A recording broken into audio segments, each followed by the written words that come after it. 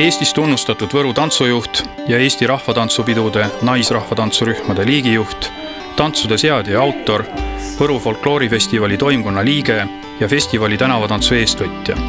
Need on vaid mõned teda iseloomustavad tegevused.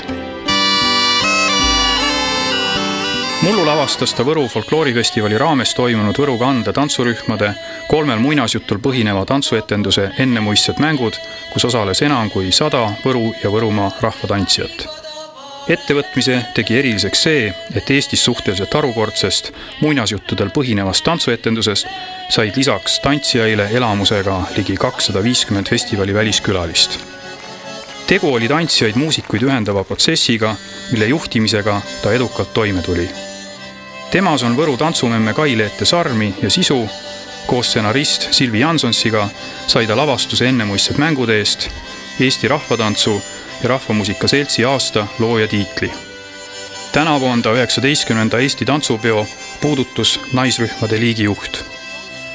Aasta 2013 kultuuritegelane on Maire Udras.